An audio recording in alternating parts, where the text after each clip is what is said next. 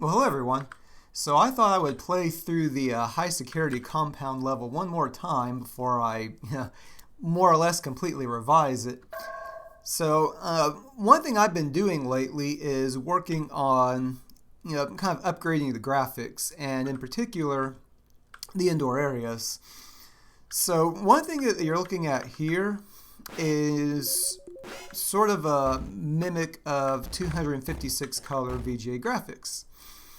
So for those of you that didn't grow up with DOS games, at least when I was growing up, I played a lot of them, and typically they came with either EGA or VGA graphics. At least those are the two most common ones. There are other modes, CGA, Hercules, etc. But the ones I remember most of all had either 16 color EGA or 256 color VGA. And what I've been trying to do with Vallas is, sort of mimic the look of some of those DOS games, but not necessarily, trying to work around all the restrictions. So, of course, using a modern programming language and things you couldn't accomplish with, actual hardware back in the day. But I like the look, and I want to go into the look a little bit more later. But as I was explaining, what you're looking at here is really no more than 256 colors. It's actually 140, which I'll go more into that in a moment.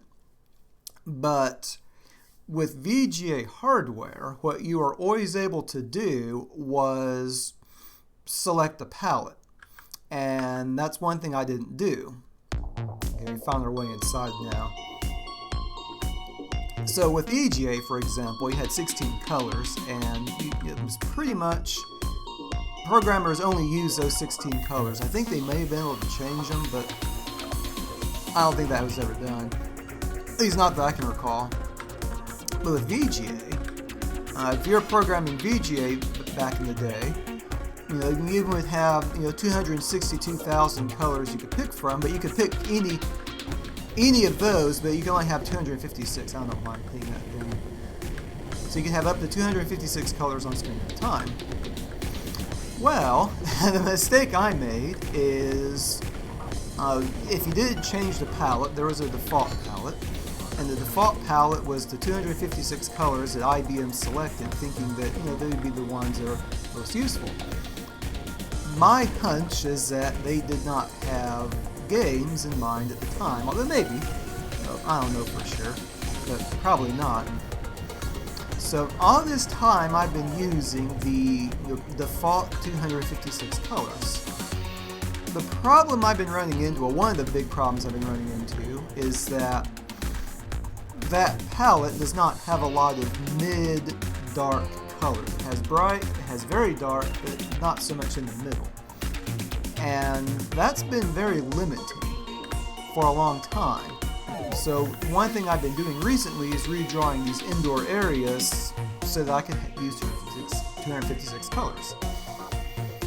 So I guess the first question is why? But yeah, let me talk about that. Why did you do that? So I've thought about this in a variety of ways. Like why I tried to mimic the old style, old look of those games. And I think the best answer I can come up with is if you think about restrictions, if you have a good set of restrictions to work with, that can actually breed creativity. And I think a good example would be a haiku. There's no rule that says anything you write has to have that 575 syllable format, but by imposing that restriction on yourself and then trying to work with that restriction, it stirs up some creativity. I guess another good example, maybe more relevant to game development, would be the Pico 8. The Pico 8, for those of you who don't know, is a fantasy console, and it's limited to 128 by 128 pixels, and I forgot how many colors and sounds and all that. But the idea is to have a set of restrictions that's fun to work with and promotes creative solutions to get it to work around them. I think the problem is for that to work, you have to have the right restrictions, and the particular palette I was working with did not.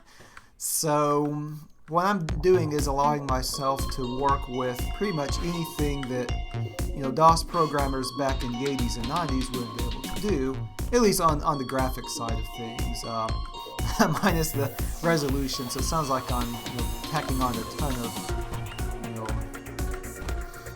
exceptions here, but it's really the color palette that I'm sticking with. Although I would argue any of the sound effects probably could be made with Sound Blaster, similar types of sound acceleration, I guess you could call it. Oh, I'm not heading through this room.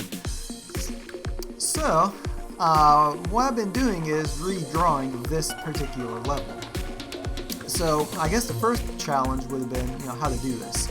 So, if you look at the colors on screen right now and you subtract the background, so that the UI, the object icons, the enemies, Marika herself, it all adds up to about 140 colors. And with without making too many compromises, I was actually able to reduce that to 128. So that gives me another 128 colors to play with, which I've been using for the backgrounds. So the idea is I draw the backgrounds with that 128 colors available, and then added together I now have restricted to 256. I have to turn that turret off, and the only way to turn the turret off is to jump over here. Okay, so I don't hear it anymore. This is actually going a little bit better than I thought it would go. Hope I don't jinx myself, but I almost knew this level. Okay, I just need to not fall into this pit. So, where I am right now with that is, I pretty much have redrawn some of these tile sets, and as much as I like this dithering look, it's not a fun restriction to work with. So that's kind of where I'm at. So I'm hoping in the next update I'll be able to show off a little bit more about what this looks like. I've been working on this for the past week or so, and I actually have some results. I'm not showing them right now, but hopefully within the next week or so I'll get a couple of these levels redone. I don't have to redo the level geometry, which is going to make this not as time consuming as I thought it would be. Hey, I got a B. So we'll see. Now, overall, I'm pretty happy with the decision, even though it is a little bit more work.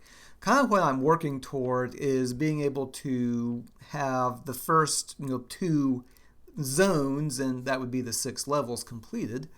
And I guess what would be the equivalent to a shareware distribution of this game. So I'm hoping I get to release something in a little bit.